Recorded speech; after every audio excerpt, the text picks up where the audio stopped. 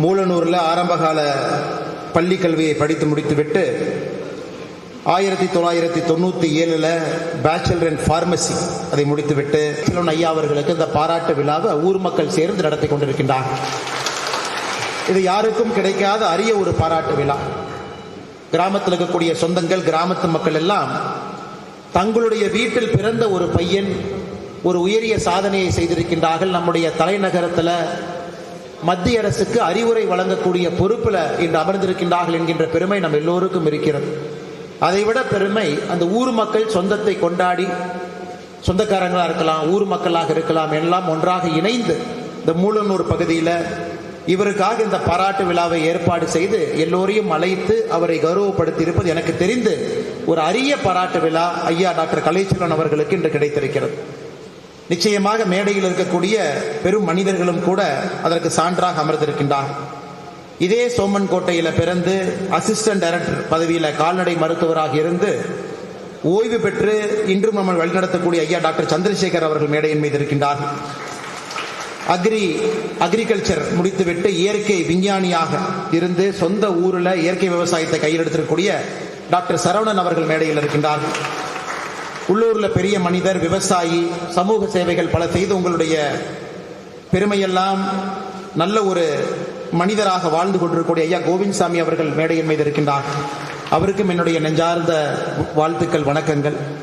மிக முக்கியமாக இந்த பகுதியினுடைய முன்னாள் நாடாளுமன்ற உறுப்பினர், மூத்த வழக்கறிஞர், இதுவரை ஒரு கிரிமினல் கேஸ்ல 100க்கும் மேற்பட்ட கிரிமினல் கேஸ்ல தொடர்ச்சியாக வெற்றியை மட்டுமே பார்த்திருக்கக்கூடிய, நான் சார்ந்திருக்கக்கூடிய கட்சியில மூத்த தலைவராக இருக்கக்கூடிய ஐயா டாக்டர் எஸ்.கே. கார்வேந்தன் அவர்கள் வந்திருக்கின்றார்கள். அவருக்கும் என்னுடைய சிறப்பு வணக்கங்கள்.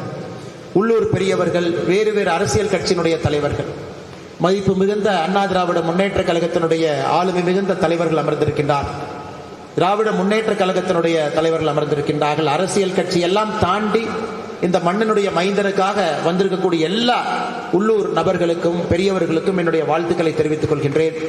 மிக முக்கியமாக மருத்துவர்கள் வந்திருக்கின்றார்கள். தூரத்திலிருந்து சின்னத்தாராபத்தில் பார்க்கும் பொழுது நம்முடைய கனகராஜ் அண்ணன் சின்னத்தாராபத்திலிருந்து வந்திருக்கிறாங்க, ரங்கபாளையத்திலிருந்து வந்திருக்கிறாங்க, காதக்கோட்டையிலிருந்து வந்திருக்கிறாங்க, சோமன் கோட்டையிலிருந்து உள்ளூர் பெரியவங்க வந்திருக்கிறாங்க. சுத்தி எங்கே பார்த்தாலும் கூட மூலனூருடைய பெரியவர்கள், அரிமா சங்கத்தினுடைய உறுப்பினர்கள், ஆளுமை மிகுந்த உள்ளூர் நபர்கள் எல்லோரும் வந்திருப்பது மிகுந்த ஒரு மகிழ்ச்சி அளிக்கிறது.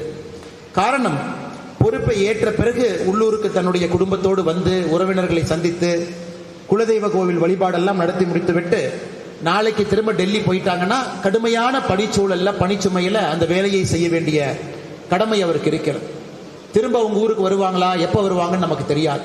ஆனால் கிடைத்திருக்கக்கூடிய நேரத்தை பயன்படுத்தி நாம் எல்லோரும் ஒன்றாக இணைந்து ஐயா டாக்டர் கலைச்செல்வன் அவர்களுக்கு இந்த பாராட்டு விழாவை நடத்தி கொண்டிருக்கின்றோம்.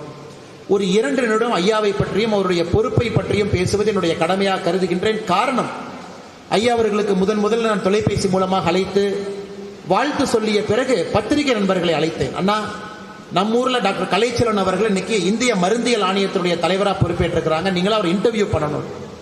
ஒரு பத்திரிகை நிருபர் கேட்டாரு, எதுக்கு நான் இன்டர்வியூ பண்ணணும்? ஆனா நீங்க இன்டர்வியூ பண்ணி இந்திய மருந்தியல் ஆணையம் இவரை பற்றி நீங்க மக்களுக்கு சொன்னாதான் மக்களுக்கு உண்மையாலுமே இந்திய மருந்தியல் ஆணையத்தை பற்றி பட்டி தொட்டியில தெரியும்.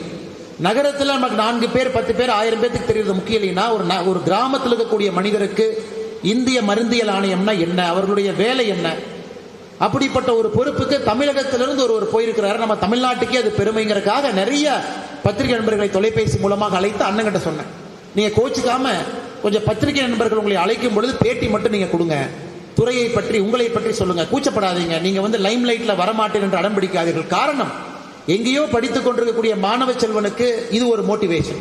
ஒரு சாதாரண கிராமத்தில் தமிழ் வழி கல்வி, வெறும் தமிழ் வழி கல்வியில தாய்மொழியில 12ஆம் வகுப்பு வரை படித்து அதன் பிறகு சென்னையில படித்து அதன் பிறகு டெல்லியில PhD பெற்று இன்னைக்கு இவர் பாருங்க 2009 இந்த துறையில் குறிப்பாக இந்த ஆணையத்தில் சேர்ந்த பிறகு படிப்படியாக இன்னைக்கு அவருடைய ப்ரொஃபைலை பார்க்கும் பொழுது 130க்கும் மேற்பட்ட ஆய்வு கட்டுரைகளை வெளியிட்டிருக்கின்றார்கள். பாருங்க, ஆய்வு கட்டுரைகள் 130 ஆய்வு கட்டுரைகள். அது நம்முடைய தேசிய அளவில், இன்டர்நேஷனல் அளவில் ஜேர்னல்ஸ் எழுதியிருக்கிறாங்க. நம்முடைய நாட்டை, நம்முடைய நாட்டின் சார்பாக வேர்ல்டு ஹெல்த் ஆர்கனைசேஷன், ஜெனீவா, பல அமைப்புகளுக்கு இந்தியாவை ரெப்ரசென்ட் பண்ணி IPC சார்பாக பல இடத்துக்கு போயிருக்கிறாங்க, பல இடத்துல பேசியிருக்கிறாங்க. அதையெல்லாம் தாண்டி வேறு வேறு புத்தகங்கள்ல 11 சாப்டர் எழுதியிருக்கிறாங்க. நம்முடைய நாட்டில் இருக்கக்கூடிய மிக உயர்ந்த நிறுவனங்களாக இருக்கக்கூடிய department of science and technology, all India council for technical education, அவங்களுடைய ஃபெலோஷிப்பை வாங்கியிருக்கிறான். இதை நாம் புரிந்து கொள்ள வேண்டும். ஒரு தமிழ் வழி கல்வியில கிராமத்தில் ஒருத்தர் படிச்சு படிப்படியாக தன்னுடைய கடின உழைப்புல உயர்ந்து எத்தனை இடத்துல சாதனை செய்து இந்த பொறுப்புக்கு வந்திருப்பாங்க. இன்னும் அவர் நிறைய பொறுப்புக்கு போக போறாங்க. இதற்கு முன்பு யாரெல்லாம் இந்திய மருந்தியல் ஆணையத்தில் தலைவராக பொறுப்பேற்றிருக்கின்றார்களோ அவங்களுடைய சரித்திரத்தை பார்க்கும் பொழுது இதை தாண்டி இன்னும் ஒரு பொறுப்பு உச்சபட்ச பொறுப்பாக இருக்கிறது. குறிப்பாக இந்த ட்ரக்ஸுக்கு இருக்கக்கூடிய கண்ட்ரோலர் ஜெனரல். இன்னைக்கு நாம் எல்லோரும் வேண்டிக் கொள்வது இந்த பாராட்டு விழாவில் இந்த பொறுப்பிலிருந்து சில ஆண்டு காலம் இதில் பணி செய்துவிட்டு வயது குறைவாக இருக்கின்ற காரணத்தினால இன்னும் நம் நாட்டினுடைய உயரிய பொறுப்புக்கு போகத்தான் போறாங்க. அன்னைக்கு மறுபடியும் ஒரு பாராட்டு விழா சோமன் கோட்டையில் நாம் எடுக்கத்தான் போறோம். மறுபடியும் நாம் எல்லாம் சேரத்தான் போறோம். அதற்கு இந்த பொறுப்பில் மிகச் சிறப்பாக அவர் பணியாற்ற வேண்டும்.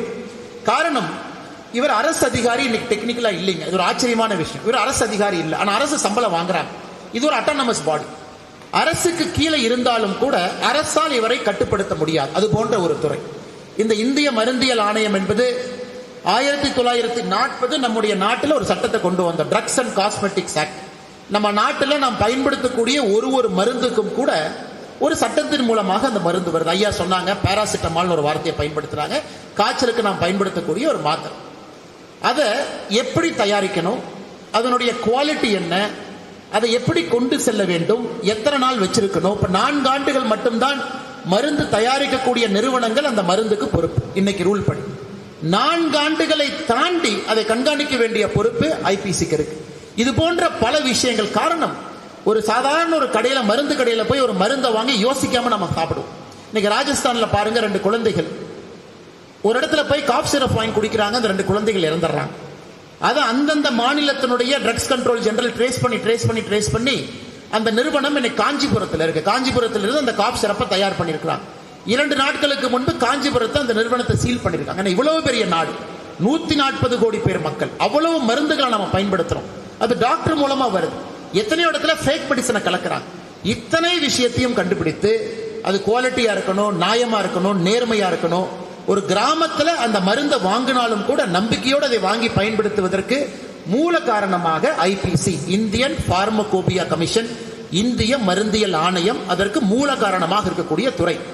அந்த துறையினுடைய தலைவராக டாக்டர் வி கலைச்செல்வன் அவர்கள் வந்திருப்பது எவ்வளவு முக்கியமான பொறுப்புன்னு பாருங்க. அதை தாண்டி இதை விட இன்னும் ஒரு பெரிய சிறப்பு, அவங்களுடைய அப்பா அம்மா வந்திருக்கிறாங்க, மாமனார் அவங்களை நான் பார்த்து அவங்க வந்திருக்கிறாங்க, அவங்களுடைய மனைவி இருக்கிறாங்க, குழந்தைகள் இருக்கிறாங்க. ஒரு குடும்பமாக நாம் எல்லோரும் சேர்ந்து அவங்களை கௌரவப்படுத்துறோம். ஒரு கிராமத்தில் படித்த ஒரு இளைஞன் நேர்மையாக, துணிவாக, தன்னுடைய அறிவால் இவ்வளவு தூரத்துக்கு வர முடியும், இன்னும் செல்ல முடியும் என்பது இங்க இருக்கக்கூடிய குழந்தை செல்வங்களுக்கு இந்த பாராட்டு விழா மூலமாக நாம் எடுத்து சொல்லுகின்றோம். அவங்களும் நல்லா படிக்கணும். எல்லாமே இன்னைக்கு நம்ம சொல்ற இன்ஜினியர் ஆகணும், இவர் இன்ஜினியர் கிடையாது. டாக்டர் ஆகணும், டாக்டரேட், பிஹெச்டி டாக்டர், நான் டாக்டர் கிடையாது. ஐஏஎஸ் ஆகணும், ஐபிஎஸ் ஆகணும்.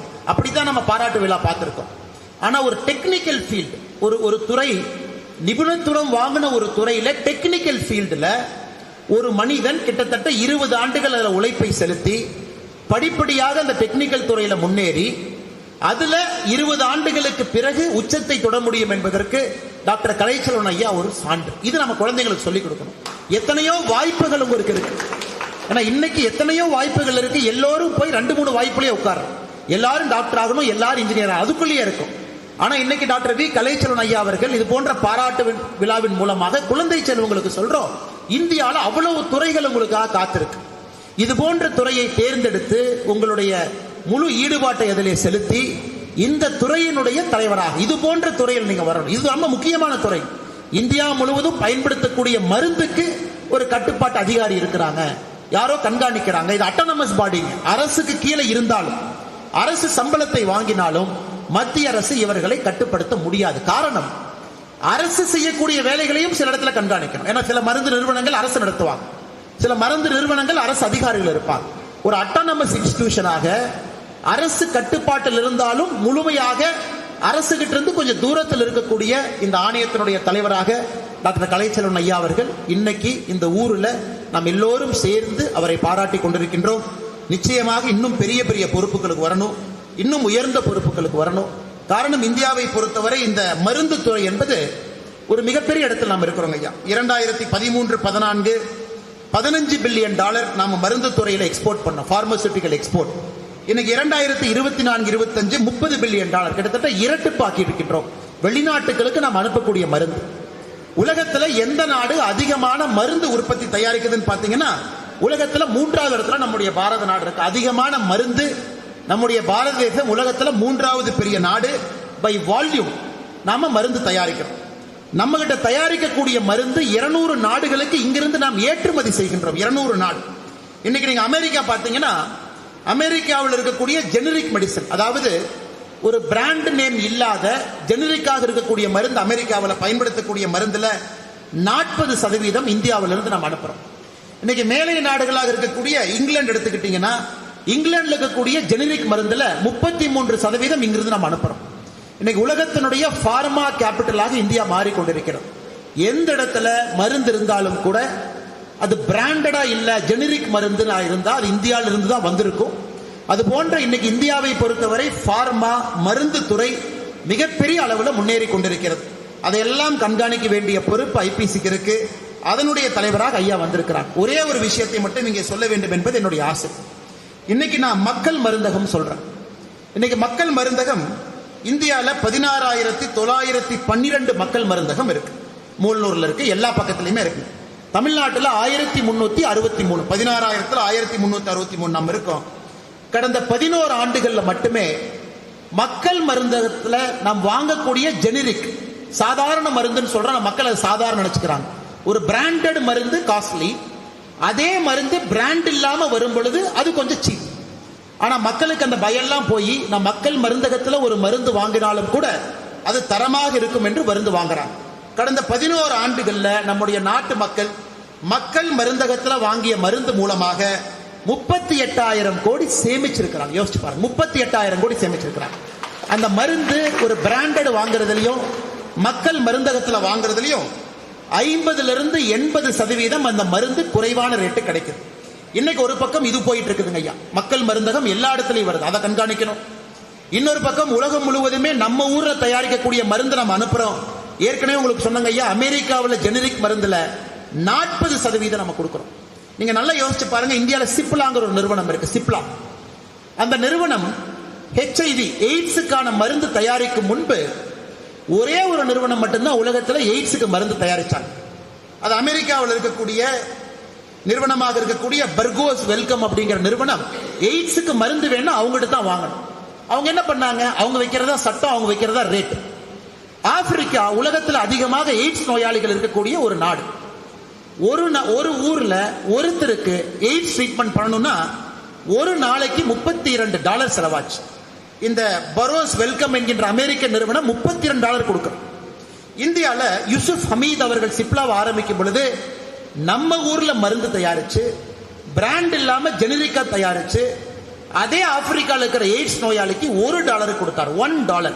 $32 அமெரிக்கா நிறுவனம் கொடுத்து லாபம் பார்த்து கொண்டிருந்த நேரத்தில் இந்தியாவில் சிப்லா அதை தயாரித்து $1 கொடுத்தாங்க. இது போன்ற உலகத்தை ஃபுல்லா நம்ம மாத்தி இருக்கிறோம் ஐயா. இன்னைக்கு ஐயாவுக்கு பாராட்டு விழா எடுப்பதன் மூலமாக இந்தியாவுடைய மருந்தியல் துறையினுடைய சாதனையை நம்ம தெரிஞ்சுக்கிறோம். இந்தியாவில் மருந்தியல் ஆணையத்தினுடைய வேலையை புரிஞ்சுக்கிறோம். இந்தியா உலகத்தினுடைய மருத்துவ தலைநகராக, மருந்துக்கான தலைநகராக மாறிக்கொண்டிருக்கிறது என்பதை தெரிந்து கொள்கின்றோம். இன்னும் 3 ஆண்டுகள் கழித்து பேசும் பொழுது இன்னும் அதிகமான சாதனைகள் இருக்கும். இதை தாண்டி இன்னும் ஒரு பொறுப்பு இருக்கு, drugs controller general of India. இன்னும் ஒரு பொறுப்பு, எந்த மருந்தாலும் ஃபைனல் அத்தாரிட்டி அவங்க. எந்த மருந்து லைசன்ஸ் வேணுமா அவங்க தான், ஃபார்முலேஷன் அவங்க தான், மருந்தை தயாரிக்கணுமா அவங்களுடைய கட்டுப்பாடு. ஸோ இதற்கு முன்பு ஐபிசியினுடைய தலைவர்களாக யாரெல்லாம் இருந்திருக்கின்றார்களோ அவங்க டைரக்டர் ஜெனரலாக மேல போயிருக்கிறாங்க. அதனால் நிச்சயமாக நம்முடைய கலைச்செல்வன் ஐயா அவர்கள் அவங்க குலதெய்வத்தினுடைய அருளோடு, மக்களுடைய அன்போடு, ஆசியோடு இன்னும் ஒரு உயர்ந்த பொறுப்புக்கு நீங்க போவீங்க. நிச்சயமாக மறுபடியும் சோமன் கோட்டைக்கு நாம வருவோம். குறிப்பாக ஊர் மக்கள் நீங்க எல்லாம் யோசிச்சு சோமன் கோட்டையினுடைய மக்கள் இல்ல, நாம ஊர் விழாவாக எடுக்க வேண்டும், நாம எல்லாம் சேர்ந்து ஐயாவை கௌரவப்படுத்தணும் அப்படின்னு ஒரு பெரிய மனதோடு இங்கே வந்திருக்கக்கூடிய சொந்தக்காரங்களுக்கு, உள்ளூர்காரங்களுக்கு, நேரத்தை கொடுத்து வந்திருக்கக்கூடிய மருத்துவர்களுக்கு, அரசியல் தலைவர்களுக்கு, அரிமா சங்கத்தினுடைய தலைவர்களுக்கு, உள்ளூரில் இருக்கக்கூடிய எல்லா உயர்ந்த மனிதர்களுக்கு, பத்திரிகை நண்பர்களுக்கு எல்லோருக்கும் மறுபடியும் என்னுடைய மனதார பாராட்டுகளை தெரிவித்துக் கொள்கின்றேன். காரணம், கலைச்செல்வன் ஐயாவுக்கு எத்தனை பாராட்டு விழா கொடுத்தாலும் இந்த பாராட்டு விழாவை அவர் மறக்க மாட்டார். காரணம், இது ஊர் மக்கள் கொடுத்தது. அவர் சின்ன குழந்தையாக இருந்து பார்த்து வளர்த்தவங்க வந்திருக்கிறாங்க.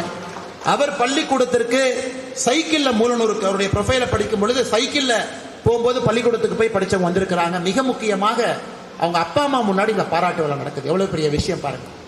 விவசாய குடும்பத்தில் இருக்கக்கூடிய தந்தை தாய் அவங்க முன்னாடி அவர்களுடைய பையனை சான்றோர் என்று சொல்லுகின்றோம். இதை விட பெருமை ஒரு தந்தை தாய்க்கு என்ன கிடைக்கும்? இன்னைக்கு அந்த தந்தை தாய்க்கு முன்பு அவருடைய மகனை இங்கே மக்கள் முன்பு அமர வைத்து ஊர் மக்கள் சேர்ந்து பாராட்டுகின்றோம். அப்படிப்பட்ட தந்தை தாய் இங்கே வந்திருக்கின்றார்கள். என்னுடைய அன்பான வேண்டுகோள், தந்தை தாய் மேடைக்கு வரணும், ஐயாவோட மாமனார் மாமியார் நீங்க மேடைக்கு வரணும், மனைவி அவங்க மேடைக்கு வரணும், குழந்தைகள் மேடைக்கு வரணும். நீங்க வந்தீங்கன்னா சேர் போட்டு உங்களை உட்கார வைத்து நாங்கள் உங்களை, ஏன்னா அவருடைய வெற்றி என்பது அவர் வெற்றி இல்லைங்க, உங்க வெற்றி. நீங்க எல்லாம் சேர்ந்து கொண்டு வந்து உட்கார வச்சிருக்கிறீங்க. அதனால் அவர்களுக்கு கொடுக்கக்கூடிய வெற்றி விழா என்பது உங்களை மேடையில் அழைத்து, முன்னிருக்கையில பெரியவங்க இருக்கிறாங்க, அவங்கெல்லாம் உங்களுக்கு அந்த மரியாதையை செய்யும் பொழுதுதான் எங்களுக்கு அது சந்தோஷத்தை கொடுக்கும், ஊர் மக்களுக்கு சந்தோஷத்தை கொடுக்கும். என்னுடைய அன்பான வேண்டுகோள், தந்தை தாய் எல்லோரும் நீங்க மேலே வர வேண்டும் என்று அன்போடு இந்த நேரத்தில் கேட்டுக்கின்றோம். வந்திருக்கக்கூடிய பெரியவர்களுக்கு என்னுடைய வாழ்த்துக்களை வணக்கங்களை தெரிவித்து என்னுடைய உரையை முடித்துக் கொள்கின்றேன். நன்றி, வணக்கம்.